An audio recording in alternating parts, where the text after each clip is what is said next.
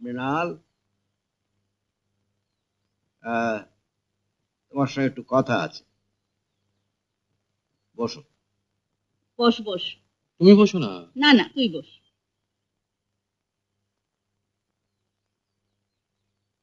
চা বা কফি কিছু খাবি? না মা। আচ্ছা। মৃণাল, কুনাল মানুষ হয়েছে, টাকা করছে, আমরা সবাই খুব খুশি হয়েছি। চুয়াত্তর বদদোষ যা আছে সেটা খুব ধর্তব্যের মধ্যেই নয়।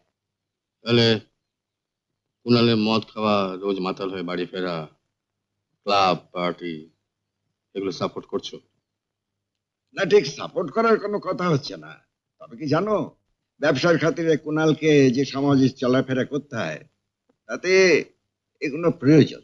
তাই বলছিলাম বাবা, কালকে রাতের ব্যাপারটা নিয়ে চিন্তা টিন্তা করে নিজের মনটাকে খারাপ করো না।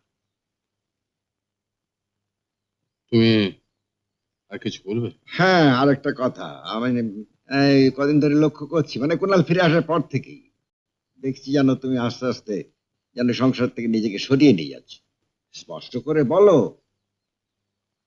কি কি জানো, কুনালও তোমার এই ব্যবহারে একটু দুঃখিত হয়েছে বাবা।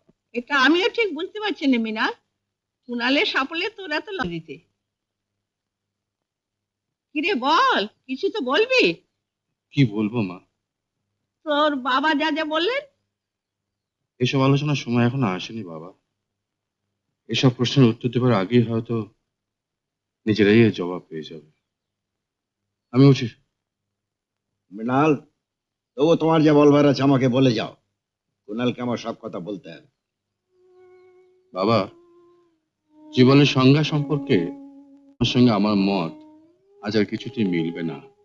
কাজে এই আলোচনা সম্পূর্ণ অর্থহীন। তবে একটা কথা আমি নিশ্চয়ই বলবো, যে কুণাল তোমাদের সুখে রেখেছে, তাই তার কোনো দোষটাই আজ তোমাদের চোখে পড়ে না। তোমাদের এই পরিবর্তন দেখে আমি কিন্তু মনে মনে খুব কষ্ট পাচ্ছি।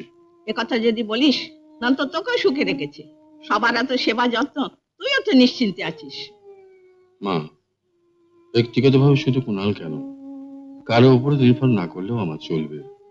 কারো সেবা যত্ন না হলেও চলবে, কারণ আমার প্রয়োজন অতি সামান্য। আর একটা কথা তোমাদের জেনে রাখা দরকার, আমি এই নিউ আলিপুরে বাড়িতে আছি এই জন্যে যে আমি এখনো তোমাদের গভীরভাবে শ্রদ্ধা করি, তোমাদের ভালোবাসি।